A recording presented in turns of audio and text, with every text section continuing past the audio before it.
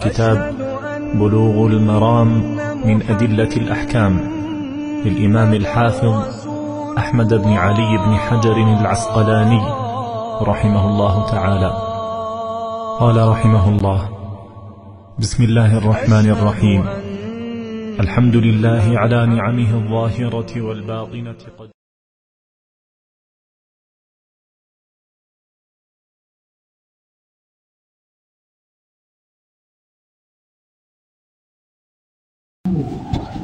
बिस्मिल्लाहिर्रहमानिर्रहीम। इन्नल हम्दुलिल्लाह नहमदुहु व नस्तईनुहु व नस्तगफिरुह व नऊज़ु बिल्लाहि मिन शुरूरि अनफुसिना व मिन सय्यिआति अमालिना। मन यहदिहिल्लाहु फला मुदिल्ल लहु व मन युद्लिलहु फला हादिय लहु व अशहदु अन ला इलाहा इल्लल्लाह व अशहदु अन्ना मुहम्मदन अब्दुहु व रसूलुहु। या अय्युहल्लज़ीना आमनुत्तक़ुल्लाहा हक़्क़ तुक़ातिह वला तमूतुन्न इल्ला व अंतुम मुस्लिमून। या अय्युहन्नासुत्तक़ू रब्बकुमुल्लज़ी खलक़कुम मिन नफ्सिन वाहिदा व खलक़ मिन्हा ज़ौजहा व बस्स मिन्हुमा रिजालन कसीरन व निसाअ वत्तक़ुल्लाहल्लज़ी तसाअलून बिही वल अर्हाम इन्नल्लाहा काना अलैकुम रक़ीबा। या अय्युहल्लज़ीना आमनुत्तक़ुल्लाह वक़ूलू क़ौलन सदीदा युस्लिह लकुम आमालकुम व यग़फ़िर लकुम ज़ुनूबकुम व मन युतिइल्लाह व रसूलहु फ़क़द फ़ाज़ फ़ौज़न अज़ीमा। अम्मा बअद फ़इन्न ख़ैरल हदीस किताबुल्लाह व ख़ैरल हदी हदी मुहम्मदिन सल्लल्लाहु अलैहि वसल्लम व शर्रल उमूरि मुहदसातुहा व कुल्ल मुहदसतिन बिदअह व कुल्ल बिदअतिन ज़लालह व कुल्ल ज़लालतिन फ़िन्नार।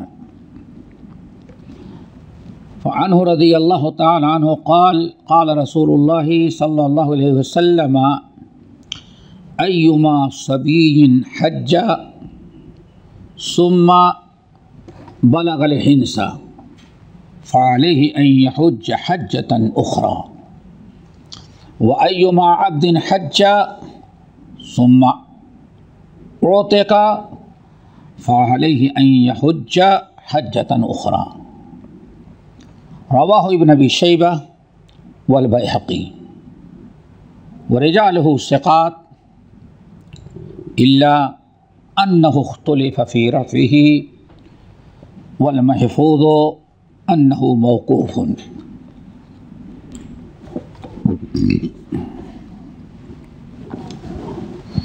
मोहतरम सामीन और दोस्तों, भाई और बहनों, बुलूगुल मराम किताबुल हज की शरह जो चल रही थी, आज उसी हज के मुताल्लिक मैंने एक हदीस पढ़ी है और इसी पर गुफ्तगू करेंगे हम। हदीस के रावी हैं मशहूर सहाबी अब्दुल्ला इब्न अब्बास रज़ियल्लाहु ताला अन्हो। कई हदीसों से मुसलसल इन्हीं की रवायतें आ रही हैं और उसी वजह है कि हज में नबी अलैहिस्सलाम के साथ हज्जतुल वेदा में कहते हैं अब्दुल्ला इब्न अब्बास रज़ियल्लाहु ताला अन्हुमा कि रसूलुल्लाह सल्लल्लाहु अलैहि वसल्लम ने फरमाया अय्युमा सबिय्यिन हज्ज सुम्मा बलगल हिंसा फ़अलैहि अन यहुज्ज हज्जतन उख़रा। अय्युमा सबिय्यिन हज्ज, जिस बच्चे ने बचपने में नाबालिगी की हालत में हज किया, सुम्मा बलगल हिंसा, फिर अपनी बुलूगत को पहुँच गया, फ़अलैहि अन यहुज्ज हज्जतन उख़रा, तो उसे दूसरा हज करना पड़ेगा। इसी तरह व अय्युमा अब्दिन हज्ज, जिस गुलाम ने हज किया है अपनी ग़ुलामी की हालत में अपने आका के साथ, सुम्मा उतिक़ा, फिर वो आज़ाद हो गया, फ़अलैहि अन यहुज्ज हज्जतन उख़रा, तो उसे चाहिए कि दोबारा वो अपना हज करे। हदीस का तर्जुमा आपने सुन लिया। हदीस में दो मसले बयान किए गए हैं हज के। पहला मसला तो ये है, अगर किसी बच्चे ने बुलूगत से पहले हज कर लिया है तो क्या उसका, और बाद में बड़ा हुआ, उस साहिब इस्तिताअत हो गया, तो क्या उसके ऊपर दोबारा हज करना फ़र्ज़ है कि फ़र्ज़ नहीं है, कि वही पुराना हज काफ़ी हो जाएगा? ये मसला है और बहुत ज़रूरी है, और आज ये बहुत ज़्यादा पेश आता है। बहुत सारे लोग, माँ बाप जाने लगते हैं तो छोटे बच्चों को लेकर चले जाते हैं, कहाँ छोड़े कहाँ हज हो जाता है। माँ बाप के साथ हज कर लेते हैं, बल्कि बहुत सारे लोग उस माँ बाप से उस बच्चे को हाजी कहते हैं, उसका नाम भी पड़ जाता है हाजी हाजी। तो आया ऐसा इंसान जिसने नाबालिगी में, बचपने में अपने माँ बाप के साथ हज किया है, क्या उसका हज हो जाएगा? हज इस्लाम। तो यहाँ पहले ये समझें कि हज दो तरह का होता है, एक है नफली हज, दूसरा हज इस्लाम कहते हैं। हज इस्लाम, सारे हज इस्लाम के होते हैं, लेकिन हज इस्लाम इसलिए कहते हैं कि इस्लाम के 5 अरकान में से हज एक रुकन है, एक रुकन है, इसीलिए इसको फरीज़े हज भी कहते हैं और हज इस्लाम भी कहते हैं। अगर बच्चे ने माँ बाप के साथ बचपने में हज किया है तो इस हदीस में अल्लाह ने फैसला सुना दिया है कि उसका वो हज इस्लाम उसका अदा नहीं होगा। बुलूगत के बाद अगर साहिब इस्तिताअत हो गया तो उस पर दोबारा हज करना फ़र्ज़ होगा, जो हज इस्लाम होगा। जो बच्चे अपने माँ बाप के साथ हज करते हैं बचपने में, उनकी 2 शक्लें हैं, उसको अच्छी तरह से आप लोग याद रखें तभी मसला वाज़ेह होगा। उसकी 2 शक्ल होती है। एक शक्ल तो ये है कि माँ बाप बच्चे को लेकर चले गए, हज करा दिया, हज कर लिया, साथ में बच्चे को भी करा दिया। अब बच्चा जब बालिग होगा तो उसकी 2 शक्लें हैं। एक शक्ल तो ये है कि वो बेचारा सारी ज़िंदगी गुजर गई, लेकिन उसके अंदर हज की इस्तिताअत नहीं है, हज की इस्तिताअत नहीं। हज के फ़र्ज़ होने के लिए जो 5 शर्तें हैं उसमें एक इस्तिताअत है, यानी हज करने की ताकत हो। अज़्ज़ाद व राहिला, हज तक अब जहाँ रहता है वहाँ से लेकर के मक्के तक, और हज के सारे अखराजात और आने जाने के उसके सफ़र के जो अखराजात, इतना अगर बर्दाश्त कर सकता है तो उसको कहा जाता है साहिब इस्तिताअत। अगर वो बच्चा जो अपने माँ बाप के साथ हज किया था, तो मैंने कहा उसकी 2 शक्लें हैं। एक तो है कि बच्चे को इस्तिताअत ही नहीं हुई, माँ बाप के साथ हज कराया था बुलूगत से पहले, बाद में माँ बाप इंतकाल कर गए, उसके अंदर उसके पास इतना आमदनी नहीं है, इतना पैसा नहीं कि हज की इस्तिताअत हो, हज उस पर फ़र्ज़ हो, हज उस पर फ़र्ज़ ही नहीं हुआ, तो ये बच्चा तो कोई गुनहगार नहीं होगा। हाँ, जी जी जी जी, दोनों हालतों में बेचारा वो इस्तिताअत नहीं है तो इसलिए उसको गुनाह नहीं पाएगा, लेकिन वो पहला हज जो नफली किया है उसका सवाब उसको मिलेगा। समझ गए ना? एक शक्ल तो है। कि बुलूगत के बाद हज करने की इस्तात ही उसके अंदर नहीं। और दूसरी शक्ल ये है कि बच्चा बचपने में माँ बाप के साथ हज किया और बाद में जब बुलूगत को पहुँचा, आमदनी माकूल रही, कारोबार चला, नौकरी अच्छी, जिसकी वजह से हज की इस्तात उसको हासिल हो गई है, चाहे हज बिनफ्से ही हो या बगैर ही हो। अब इसके ऊपर हज फ़र्ज इस्तात है तो इसके ऊपर हज करना दोबारा फ़र्ज होगा, जो हज इस्लाम होगा।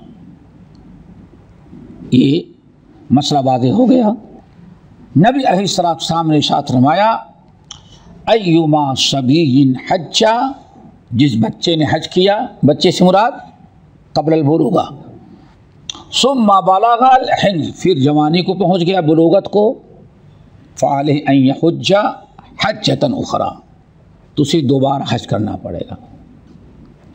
और पहले बात गुजर चुकी है कि जो इन सहाबिया ने पूछा, या रसूलल्लाह मेरा बच्चा है, क्या इसके लिए हज है? तो अल्लाह से हाँ नाम लहू हज्जुन, उसके लिए नहीं, नफली हज उसका हो गया है, नफली हज हुआ, और वाला के अजरुन, और माँ बाप को हज कराने का अजर व सवाब मिला। ये तो पहली चीज़ है जो इस हदीस के अंदर अल्लाह रसूल ने बयान किया है।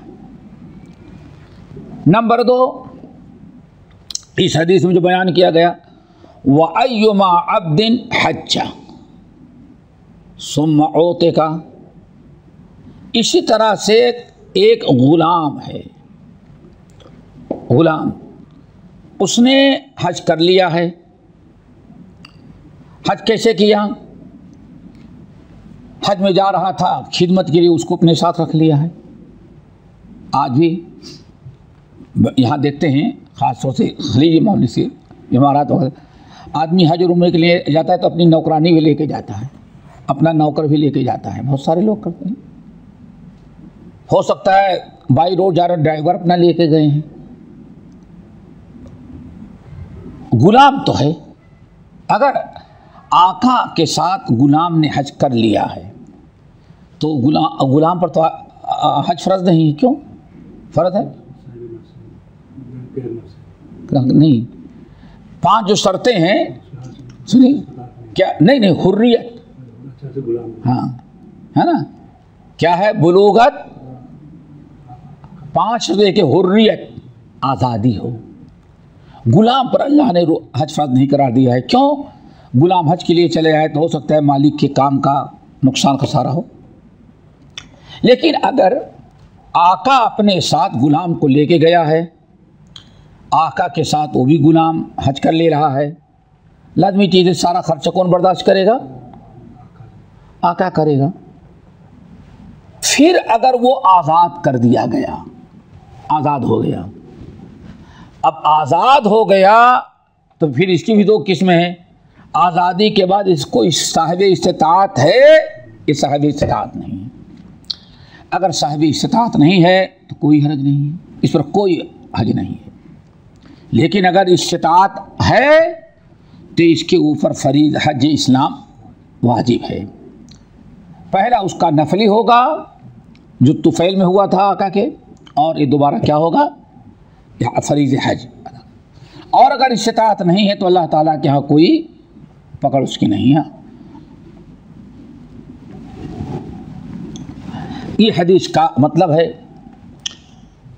रवाह इब्न अबी शैबा, इब्न अबी शैबा ने हदीस अपने मुसन्नफ़ में रवायत की। यहाँ मुसन्नफ़ इब्न अबी शैबा ये सिहा सित्ता में कई के उस्ताद हैं, ख़ुसूसन इमाम मुस्लिम बहुत रवायत करते हैं, और इमाम इब्न माजा, इमाम अबू दाऊद, ये लोग बहुत ज़्यादा रवायत करते हैं। तिरमिज़ी में भी कम है। तो ये बड़ी किताब इनके मुसन्नफ़ के ऊपर रखी होगी, कई जिल्दों में, बहुत अहम किताब इनकी है मुसन्नफ़। तो इमाम अबू बकर बिन अबी शैबा, अबू बकर बिन अबी शैबा ये हैं। लेकिन इनकी किताब सिर्फ हदीस पर नहीं है, जैसे बुखारी वगैरह। ये एक मसला बयान करेंगे मुसन्नफ़ में इमाम अबू बकर इब्न अबी शैबा, तो उसमें हदीस भी होगी, सहाबा के फतावे भी होंगे, ताबईन के फतावे होंगे। इमाम इब्न अबी शैबा के पहले तक जितने उलमा गुजरे हैं तकरीबन वो हदीस के साथ उनके अकवाल और आसार भी आ जाते हैं। हाँ, इब्न अबी शैबा के उस्ताद से लेकर के हाँ सहाबा तक। तो ये इब्न अबी शैबा की किताब बहुत बड़ी है, लेकिन हदीस और आसार दोनों हैं उसमें।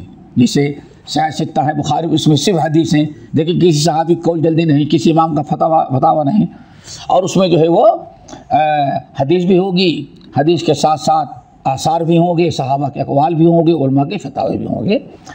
तो इस हदीस को इमाम इब्न अबी शैबा ने रवायत किया, वल बैहक़ी, और इमाम बैहक़ी रहमतुल्लाह अलैह ने अपनी सुनने कुबरा के अंदर नकल किया।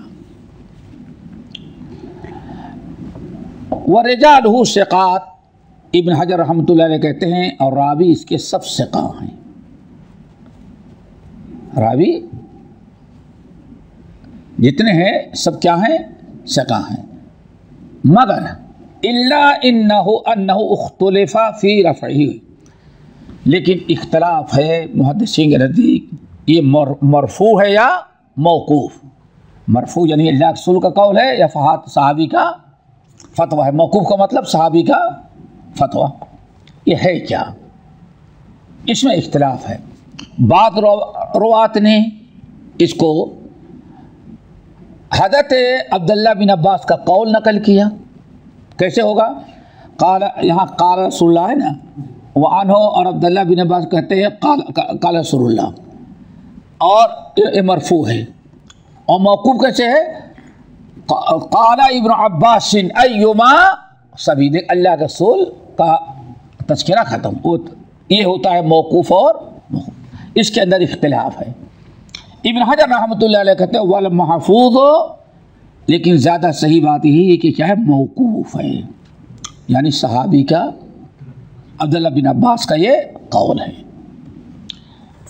लेकिन मसला तो तकरीबन वही है जो हमने बताया अक्सर है इल्म का।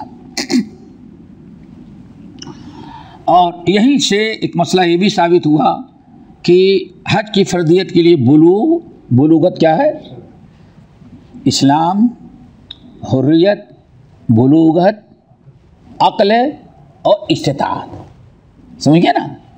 तो देखें यहाँ क्यों बालिग होने के पहले हज किया है, हज तो किया लेकिन बुलूगत नहीं। नफली हज तो हो गया, लेकिन बुलूगत के बाद अगर माना गया साहिब इस्तिताअत हुआ तो उसके ऊपर हज फर्ज होगा।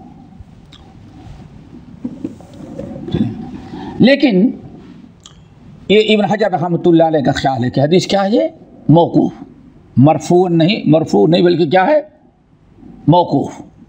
इस समझ आया ना साहब, मरफू और मौकूफ़ का।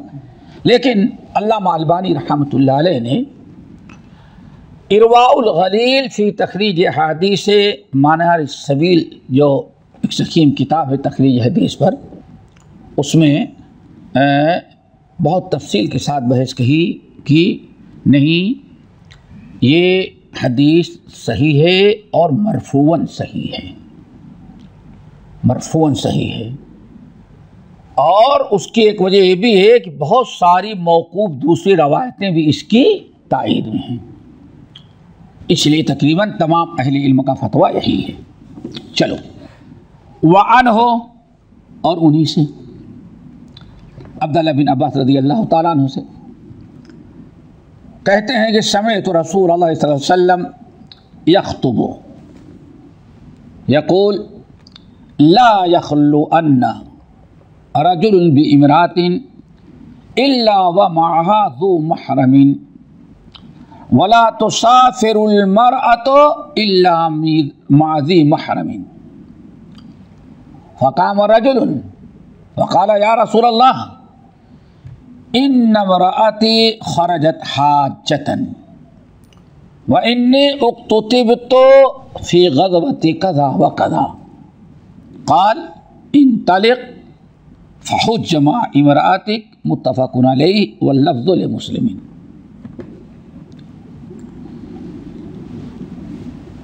इस हदीस में औरत के हज के लिए इब्तिदा में बताया था कि 5 फ़र्ज़ियत हज के लिए जो 5 शर्तें हैं उसी मर्दों के लिए हैं। अगर औरत है तो औरत के लिए 6ठी शर्त और है। वो क्या है? शौहर या कोई महरिम उसके साथ सफ़र हज में जाए।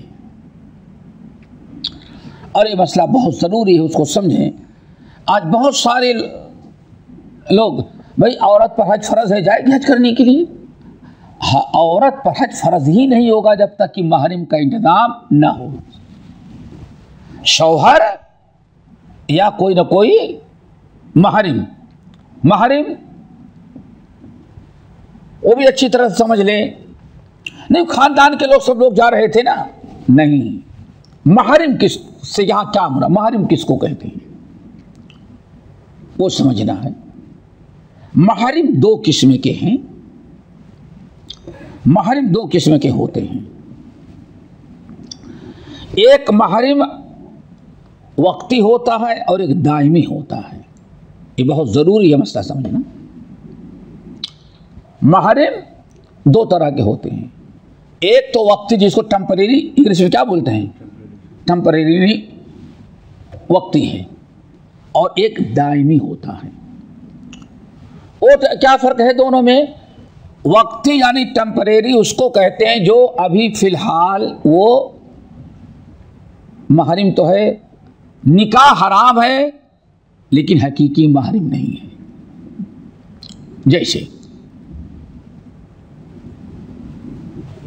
जैसे आप देखें, उसकी कई शक्लें हैं। नंबर 1,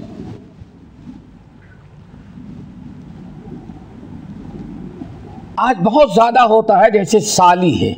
क्या है? नंबर 1 साली।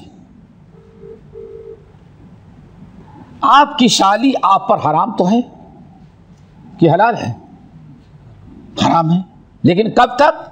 जब तक आपकी बीवी आपके ज़ौजियत में हो। बीवी इंतकाल कर जाए या खुला ले ले या तलाक हो जाए उसकी, आपकी ज़ौजियत से अगर वो निकल गई तो आपके लिए आपकी साली हलाल है। बैक वक्त दोनों एक साथ, दो बहनें एक शौहर के ज़ौजियत में नहीं रह सकती। एक जिससे निकाह पढ़ा बीवी है, बाकी साली वो हराम है। लेकिन हराम कैसे है? वक्ती, टेम्परेरी। जब तक उसकी बहन आपकी ज़ौजियत में है। नहीं समझ आया? ये बहुत ज़रूरी है। नहीं, वो महरिम है ना, भाईजान जा रहे हैं उनके साथ। आज भाईजान है, कल कुछ हो जाए तो आपके शौहर जान भी हो सकते हैं। वान तजमाऊ बैनल उख्तैन, अल्लाह ने फरमाया तुम्हारे ऊपर बहन नहीं हराम है, बल्कि दोनों बहनों को एक साथ जमा करना हराम है। एक ही वक्त में दोनों ज़ौजियत में नहीं रह सकती। ठीक है ना? तो इसको हम क्या कहेंगे? बहनोई या कहें साली। साली बहनोई पर हराम है, चाहे छोटी हो या बड़ी। नहीं समझे? वो रस्म व रवाज में बड़ी साली का मकाम और होता है, छोटी क्या कुछ और होता है। बड़ी होती सास के दर्जे में होती है। तो ये याद रखना, बहनोई महरिम नहीं हो सकता। क्यों? ये टेम्परेरी महरिम है। नंबर 2, खालू।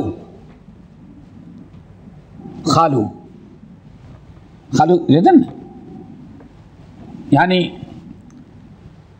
तुम्हारी खाला का शौहर खालू।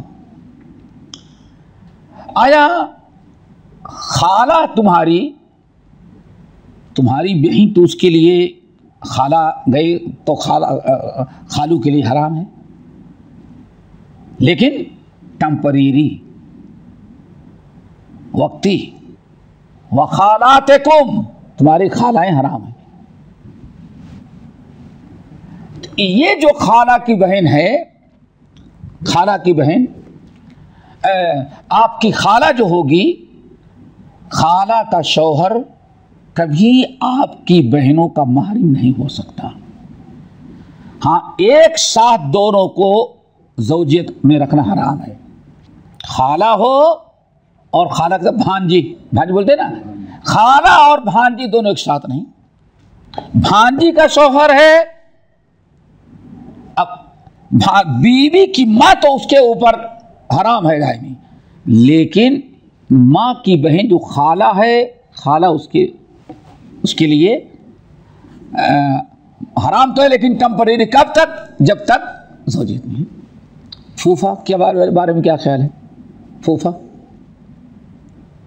वो माँ भी यही है। हाँ, चाचा जो है वो, चाचा मामू, ये दोनों दायमी महरीम हैं। लेकिन खालू, बहनोई, खालू, फूफा, ये महरीम नहीं है, वक्ती महरीम है जब तक कि आपकी बीवी आपके ज़ौजियत में है। वरना बीवी ने रहे तो बीवी की खाला से भी शादी हो सकती है। बीवी का तलाक दे दिया, बीवी मर गई तो बीवी की फूफी से आप शादी कर सकते हैं, या उधर उल्टा हो सकता है। ये जो महरीम को टेम्परेरी महरीम कहा जाता है, वक्ती, ठीक है ना? नहीं समझा मेरे को। और एक महरीम अबदी है, दायमी।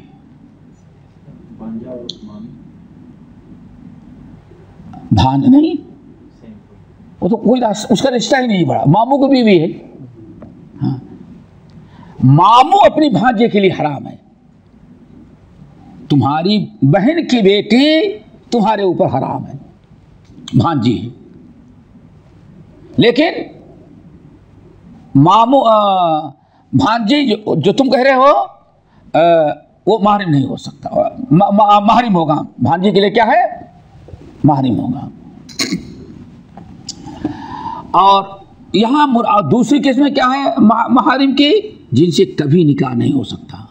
मसलन बाप, वालिद, दादा, चचा, मामू, भाई,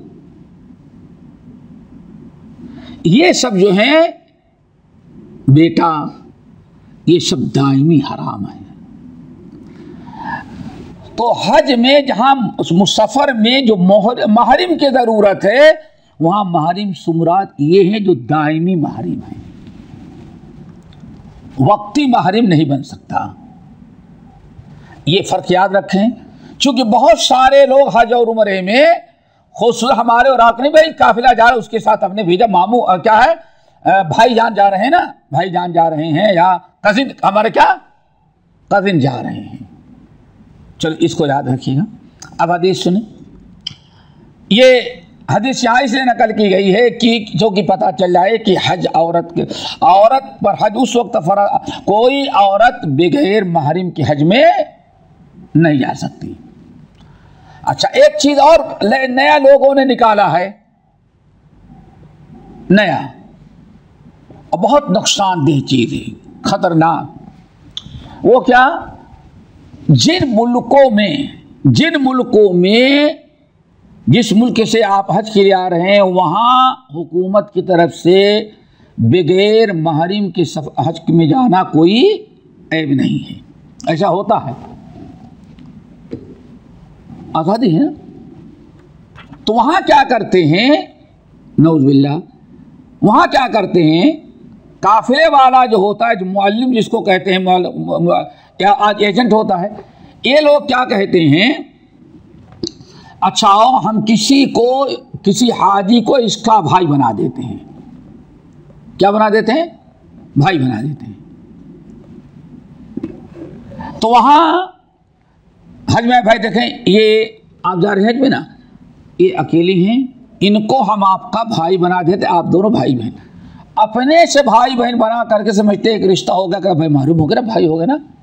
अब वो बहन कहे, उसको भाई कहे, ये शायद आप लोगों को मालूम नहीं है, ऐसा बहुत होता है, यहाँ से जाते थे, अब कुछ शक्ति हो गई तो ये महरिम नहीं हो सकता। महरिम है जो अल्लाह ने हराम किया है।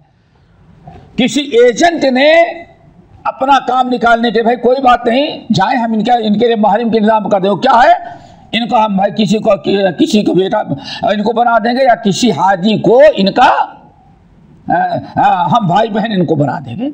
ये नाजायज़ और हराम है और ऐसा करना जायज़ नहीं है। इससे औरत का हज मुकम्मल नहीं होगा। चलें अब आए, अल्लाह रसूल ने फरमाया, अब्दुल्लाह बिन अब्बास रज़ी अल्लाह तआला अन्हु कहते, मैंने नबी अलैहि सल्लम को खुतबा देते हुए सुना। अल्लाहु अकबर, खुतबा दे रहे, क्या फरमाया, ला यखलु अन्ना रजुलुन बिइमरातिन इल्ला व मअहा ज़ू महरिम। अल्लाह अकबर। दोस्तों, आज बड़ी ज़रूरत है, आज इतना दुनिया तरक्की कर गई कि उसको बेवकूफ़ों का काम समझा जाता है। अल्लाह सुब्हानहू ला यखलु अन्ना रजुलुन बिइमरातिन, कोई औरत किसी औरत के साथ खिलवत में ना हो। हाँ, खिलवत में ना हो, तन्हाई में। अला ला यखलुअन्ना रजुलुन बिइमरातिन, खबरदार कोई आदमी किसी औरत के साथ खिलवत में ना रहे। ये भी सफ़र की बात नहीं हो रही है, घर के अंदर है, और बहुत सारे लोग ऑफिस के अंदर, डॉक्टर के अंदर, कथान कहते नहीं जाना चाहिए। अगर आप अपनी औरत लेके गए हैं, घर की किसी औरत को, डॉक्टर मर्द है और डॉक्टर का कमरा अलग होता है, तो ऐसा जायज़ नहीं है कि हाँ औरत को भेज दें। और यहाँ नहीं होता, मेरे ख्याल से यहाँ नहीं होता। हाँ हाँ, वही कह रहे हैं, यहाँ कानून है, यहाँ कानून है कि जाए, सिर्फ बिना पर कि खिलवत ना हो, सिक्योरिटी।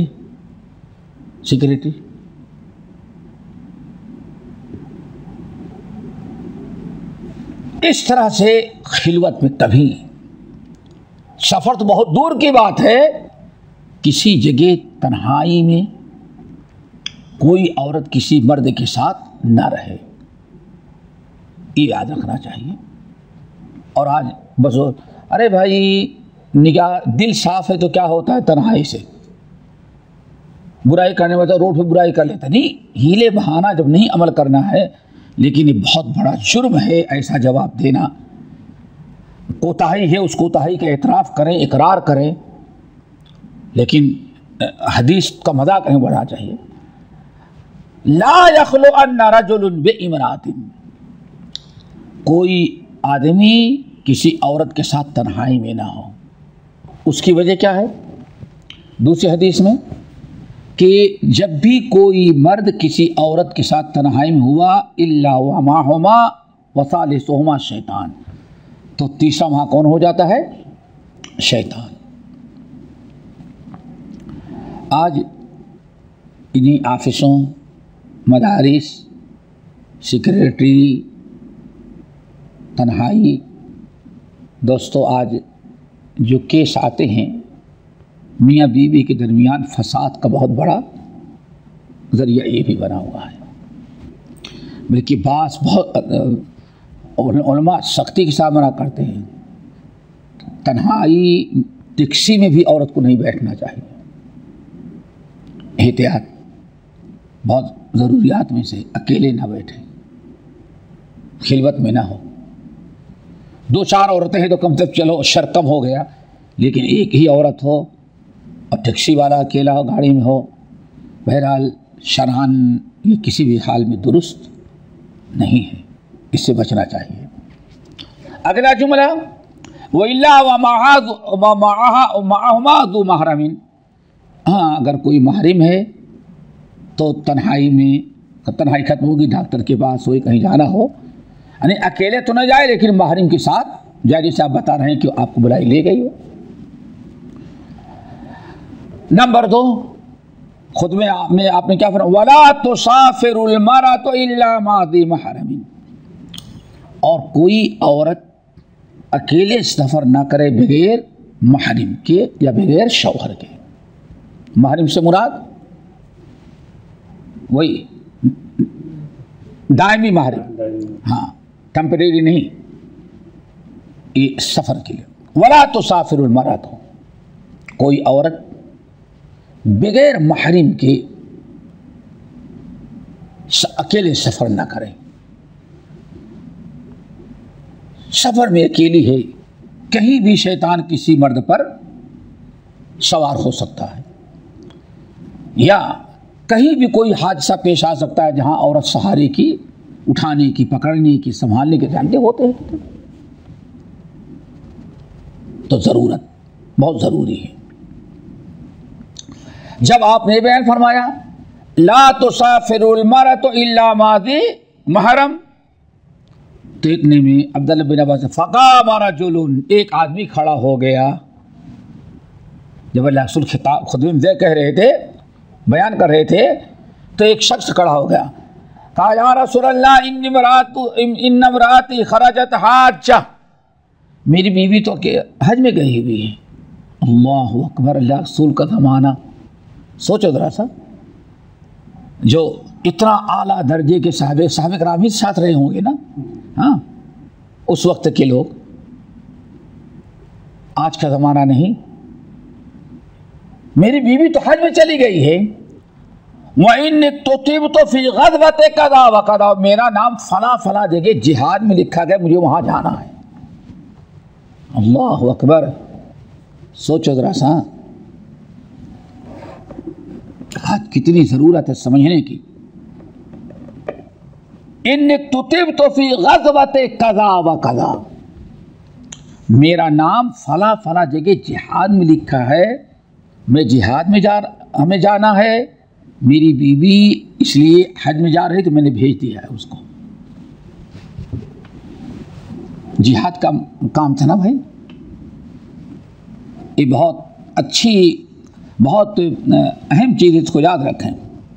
अल्लाह रसूल ने फरमाया इन तालिक, जिहाद को छोड़ो, जिहाद को छोड़ो, इन तालिक जाओ, फ़हुज्ज मा इमरातिक, अपनी बीवी के साथ पहले हज करो, बीवी को हज कराओ। यह हदीस मुत्तफ़क़ अलैह है और लफ्ज़ जो है मुस्लिम के हैं। आज कैसे कैसे हीले बहाने से औरतों को सिर्फ सफ़र हो, और आज हमारे और आपके यहाँ तो अल्लाहु अकबर, हमें याद है आज से तकरीबन 25 साल 30 साल कब्ल का वाक़या है अबू ज़बी में। ये बहुत लोग लापरवाही करते हैं। नबी अलैहिस्सलाम ने हज जिहाद से रोका, क्यों? बीवी के साथ हज में जाना फ़र्ज था, जिहाद से नाम कटा करके अल्लाह रसूल ने कहाँ भेजा, जाओ पहले अपनी बीवी का हज कराओ। आज कैसे कैसे हालात हमारे यहाँ होते हैं। मगरिब के वक्त यहाँ से जुमे का दिन था, दर्स के लिए मैं गया, दर्स के लिए मदीना जाए, मशहूर महल्ला है, दर्स होता था। पहुँचा तो पुराने उस वक्त कच्ची आबादी, छोटे छोटे मकानात थे सिटी में। वहाँ देखा ऐसे सामान पड़ा हुआ है घर का, चारपाई है, बिस्तर है, ये है वो है, अल्लाह अकबर। और इस तरह से एक औरत अपने बच्चों को लेकर बेचारे किनारे खड़ी हुई है। दाखिल हुआ तो ऐसे ही, दर्स ख़त्म हुआ बाहर निकले जब भी वैसे ही। क्या बात है भाई, मैंने अपने साथियों से कहा औरत बेचारी की मदद करो, क्यों? तो उससे क्या पता चला मालूम है, मकान बदलना था, पिकअप मंगाया था, पिकअप आने के पहले पहले सामान निकाल कर रखा था। बीवी को पहले ही बीवी को लेके जाते ताकि सामान उतारें, जहाँ मकान मुंतकिल करें, और बीवी वहाँ सामान सेट करती रहेगी, दूसरा चक्कर आने धीरे धीरे होता रहेगा सब। कहते हैं पिकअप आने के आया, सामान लोड करना था, इतने में कुछ लोग हाथ में तस्वीर पकड़े पहुंच गए। हाँ अस्सलाम वालेकुम, मकान बदल रहे हैं? हाँ भाई मकान बदल रहे हैं। इससे पहले अल्लाह की राह में निकले हैं? नहीं, अल्लाह के राह में निकलो सारा काम हो जाएगा। अल्लाह अकबर। नहीं मैं मकान बदल रहा हूँ। मकान तुम्हारी थोड़ी बदला जाएगा, अभी मौत आ जाए तो कौन बदलेगा? तो अल्लाह मकान बदलवाता है। अभी चलो तो इतने जाओ कि सारा काम तुम्हारा हो जाएगा। इतनी फजीलत बयान की कि सीधे वो कहाँ चला गया, ले गया। पता चला कि औरत बेचारी इंतज़ार कर रही कि अब ज़रा सोचो, बच्चों को लेकर के बाहर खड़ी है। तो ये नादानी और जहालत इतनी बदतरीन चीज़ है कि कभी दीन के नाम पर मसाइल को नहीं जानते तो कुछ का कुछ कर जाते हैं वो लोग। अब तुम कहते तो अल्लाह की राह में निकल चलो सब कुछ बन जाएगा। इधर अल्लाह के रसूल ने क्या फरमाया? जो सही मानों में अल्लाह के राह में जा रहा तो नहीं, बीवी का हक पहले, बीवी को हज कराओ, उसके बाद हज कराने के बाद अल्लाह के राह में जाना। और यहाँ अल्लाह अकबर, एक शख्स अल्लाह के रसूल सल्लल्लाहु अलैहि वसल्लम से मिलने के लिए आ रहा था। अल्लाह के रसूल से मिलने के लिए यमन से आया। कहा या रसूलल्लाह हम आपके पास आ गए हैं और जिहाद में हमको भेजें, और मैं घर से निकला तो अपने माँ बाप को रोता हुआ छोड़ा। अल्लाह से बोला वापस जाओ, फी मा फजाहिद, जाओ माँ बाप की खिदमत, ये तुम्हारा जिहाद है। और यहाँ मामला क्या है? अल्लाह अकबर। ऐसे ही पहुँचे, बाप बिस्तर मर्ग पर है, बिल्कुल हालात नाजुक है, लोग इयादत के लिए हैं। कुछ लोग पहुँचे, इतनी फजीलत बयान की कि बाप को उसी हालत में छोड़ करके, अल्लाह अकबर।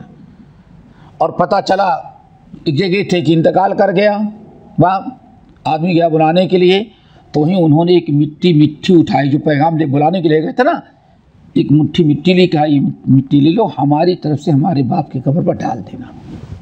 हम इतने बड़े काम में हैं कि बाप की खिदमत से भी बड़ा काम ये है। अल्लाह अकबर।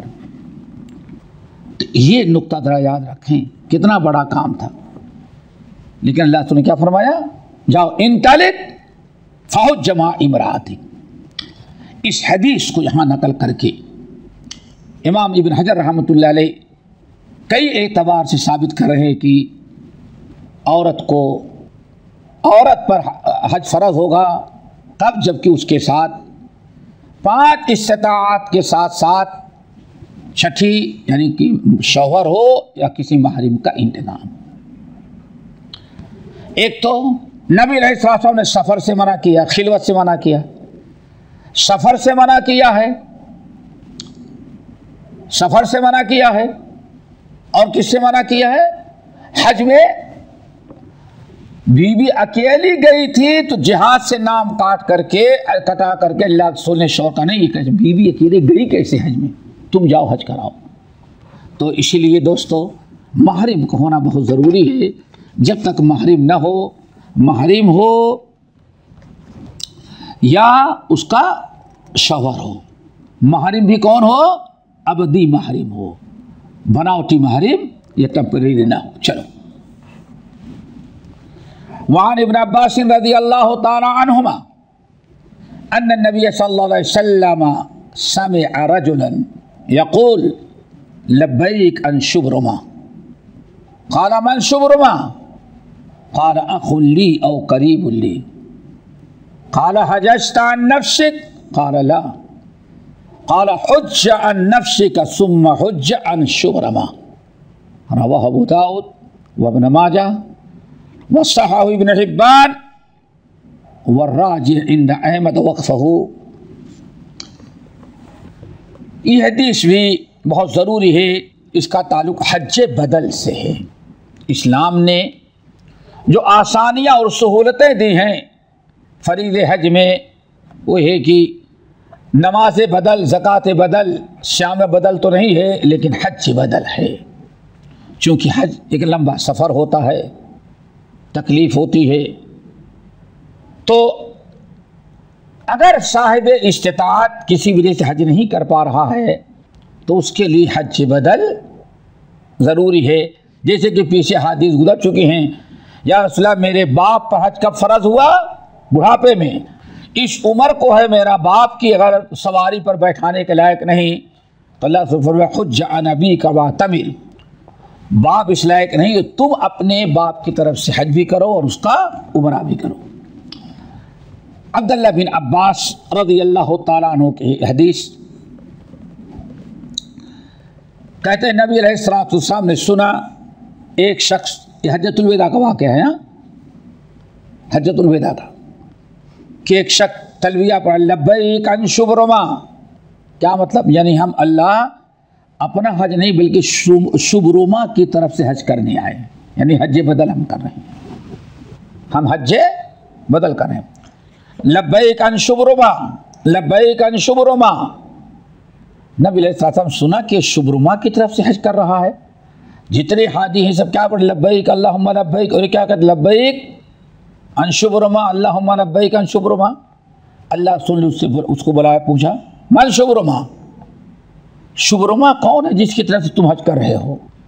तो उसने कहा अखुल्ली औ करीबुल्ली, कहते वो मेरा भाई है, मेरा भाई है या हमारा कराबतदार है, उसने कहा। तो अल्लाह के रसूल सल्लल्लाहु अलैहि वसल्लम ने बहुत अच्छा, लेकिन ज़रा बताओ हजत अन नफ्सिक, इससे पहले तुमने अपना हज कर लिया है कि तुमने हज नहीं किया है? हज से मुराद वही फरीज़ा हज इस्लाम। क़ाल ला, उसने कहा नहीं अभी तो हमको हज करने का मौका नहीं लगा, मैंने अपना हज नहीं किया है, शुब्रमा का हज कर रहे हैं, बाद में कभी अपना भी कर लेंगे। अल्लाह सुबहाना ये नहीं चलेगा। हुज्ज अन अबीका, हुज्ज अन नफ्सिका, ये हज तुम अपने से अपना करो, यानी नियत उसने किया था किसकी? हज बदल की, शुब्रमा की तरफ से। और जब इहराम के बाद आपने तलबिया सुना तो फरमाया कि ऐसा करो, अपनी नियत बदल दो। पता चला ऐसा करना जायज़ है, नियत बदल दो, शुब्रमा की तरफ से तुम अपना हज करो। और देखिए यहीं से पता चल गया, अगर कभी ऐसा हो जाए तो मीकात पर इहराम बांधा जाता है ना, मीकात पर जाने की ज़रूरत नहीं है, जहाँ आदमी को मसला मालूम पड़े वहीं से कर ले। आने फरमाया इसको तुम अपनी तरफ से कर लो। इजअलहु अन नफ्सिक, दूसरी रवायत क्या है यहाँ? तो हुज्ज अन नफ्सिका, अपनी तरफ से हज करो पहले। और दूसरी रवायत क्या है? इजअलहु अन नफ्सिक, इसको अपना हज बनाओ। सुम्मा हुज्ज अन शुब्रमा, फिर आइंदा कभी मौका मिलेगा तो तुम शुब्रमा की तरफ से आके हज बदल करना। इस हदीस से हज बदल का तो पहले ही इल्म हो चुका है, हदीस गुजर चुकी है। इब्न हजर रहमतुल्लाह अलैह यहाँ इसको इसलिए नकल कर रहे हैं कि इससे पता ये साबित करना चाहते हैं इस हदीस से कि हज बदल के लिए ज़रूरी है कि हज बदल वो करे जो पहले अपना हज कर चुका है। जिसने अपना हज कर लिया है, अपना हज फरीज़ा अदा कर चुका है, अब वो हज बदल में जा सकता है, वो हज बदल करेगा। क्योंकि अल्लाह के रसूल ने उसकी नीयत तोड़वा दी, फरमाया हुज्ज अन नफ्सिक, पहले अपना हज करो, फिर आइंदा साल आकर के शुब्रमा की तरफ से हज बदल करना। ये हज बदल के लिए शर्त है, ज़रूरी है। और तकरीबन यही अक्सर अहले इल्म का कौल है, सिवाय अबू हनीफा रहमतुल्लाह अलैह के। हनफिया के यहाँ हज बदल के लिए अपना हज पहले करना कोई ज़रूरी नहीं है, लेकिन हदीस वज़ाहत के साथ है। और पता चल गया कि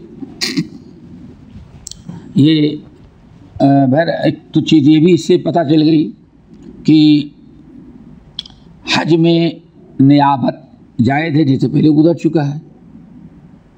नियाबत अगर कोई आदमी हज नहीं कर पा रहा है, अपने से नहीं इस्तिताअत है, अगर कोई उसकी तरफ से कर लेगा तो उसका हज हो जाता है, उसका हज बदल हो जाएगा।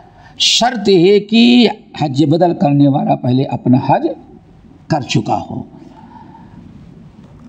और यहीं से मैंने इशारा किया, जो मसाइल साबित होते हैं कि ये भी कि इंसान जब भी अगर ऐसी कोई गलती कर रहा है, उससे गलती हो रहा है, जैसे अगर उसको बता दिया गया तो वहीं वो इस्लाह करेगा, नियत बदल सकता है, वहीं से इहराम की नियत क्या होगी अपने हज की, दोबारा उसको पलट करके जाने की कोई ज़रूरत नहीं है।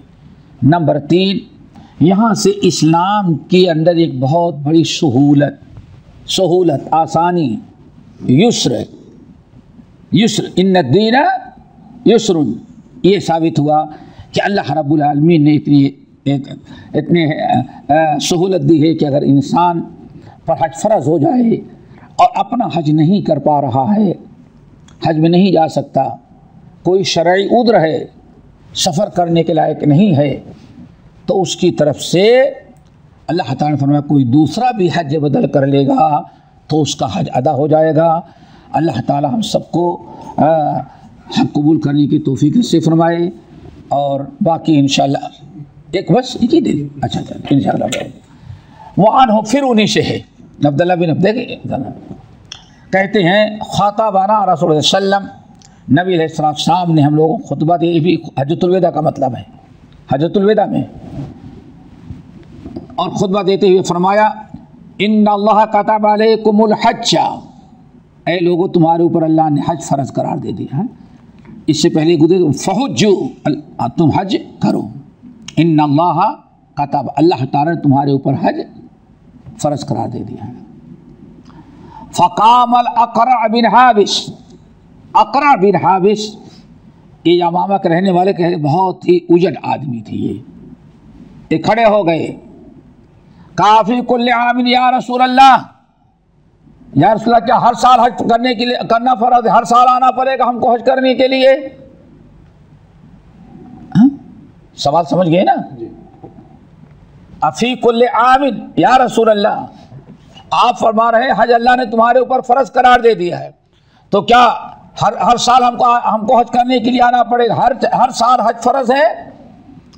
तो नबी अलैहिस्सलाम ने दूसरी रवायत में कोई तवज्जो न की, फिर पूछे तो अल्लाह के रसूल ने फरमाया देखो लौ कुल्तुहा लावाजबत, अगर हर साल हज फ़र्ज़ होता तो मैं खुद ही तुमको बता देता, जैसे नमाज रोज़ा बयान कर दिया गया।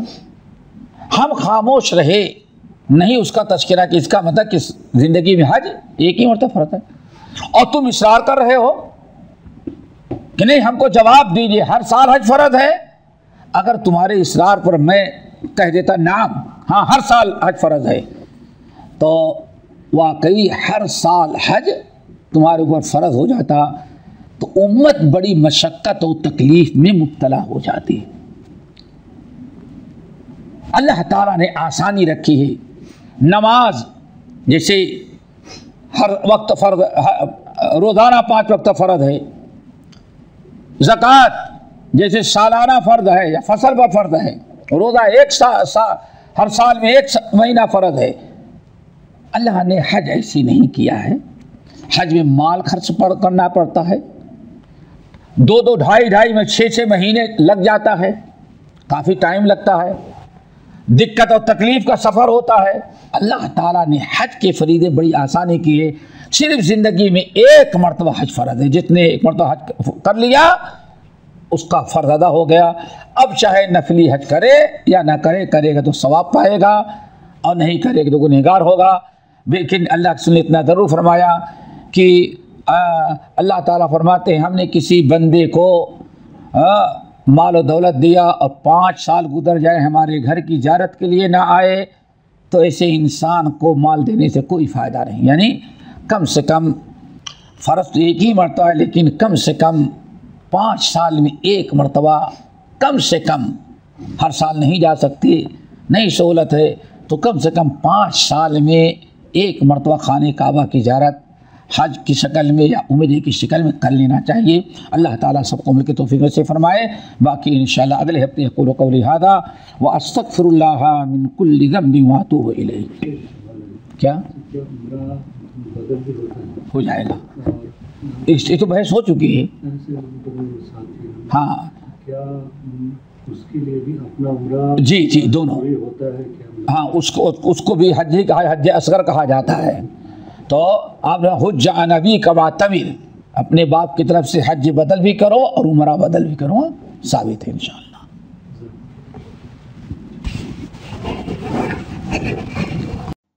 हमारे चैनल को सब्सक्राइब कीजिए और बेल आइकन को दबाना ना भूलिए ताकि आपको नई वीडियो बराबर मिलती रहें। लाइक और शेयर करना ना भूलिए।